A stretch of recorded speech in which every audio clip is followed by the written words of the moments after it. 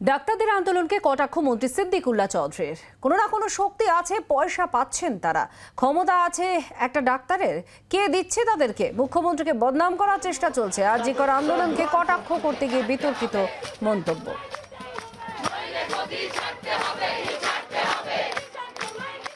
এগুলো তাদের ভণ্ডামি, এটা তাদের বাড়াবাড়ি।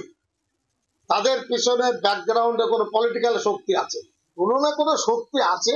টাকা পাচ্ছেন, খাওয়া পাচ্ছেন, এত লাট সাহেবী কায়দায় মোবাইল টয়লেট আসছে কি করে? কাজে ফিরে আসুন। সুপ্রিম কোর্ট ভারতবর্ষের শাসন ব্যবস্থায় জুডিশিয়ালে সর্বোচ্চ দায়িত্ব আছে। সুপ্রিম কোর্টের চিফ জাস্টিস ডিভিশন বেঞ্চে অনুরোধ করছেন, এর পরেও পায়ে মারিয়ে দিচ্ছেন। ছেলেমেয়েরা কি শিখবে জুডিশিয়ালে? আপনার ছেলে বিচারপতি হলে কি বিচার দেবে? তাদের কাণ্ডজ্ঞান আছে না নেই?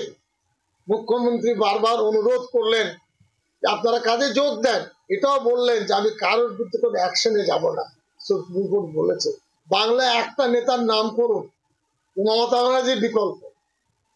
আপনি তাকে নামিয়ে কি চাইছেন? অরাজকতা।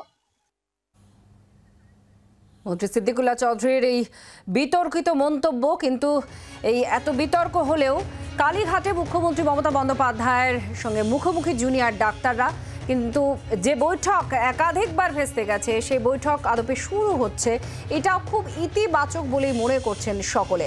একই সঙ্গে প্রশ্নও উঠছে, বৈঠকে আদৌ কি জট কাটবে? কারণ 5 দফা দাবি আছে জুনিয়র ডাক্তারদের। সেখানে 6 জন, 3 জন পুলিশ কর্তা, 3 জন স্বাস্থ্য ভবনের কর্তা, তাদের পদত্যাগ রয়েছে। আর পরিকাঠামোগত যে উন্নয়ন প্রয়োজন, যে জায়গায় যে খামতি রয়েছে হাসপাতালে, সেগুলো তারা তুলে ধরতে চান। কিন্তু এটাও তারা বলছেন যে তারা কোনো সমঝোতা করতে চান না, তারা এই বিষয়টা নিয়ে আলোচনা করতে চান। কি হচ্ছে আখেরে আলোচনায়, কি নির্যাস বেরিয়ে আসছে, কি আখেরে এই বৈঠকের মাধ্যমে পরে কর্মবিরতি কি তুলবেন জুনিয়র ডাক্তাররা? এই প্রশ্নগুলো কিন্তু এখনো রয়ে গেছে। বাংলার আওয়াজ, বাঙালির আবেগ, জি 24 ঘন্টা।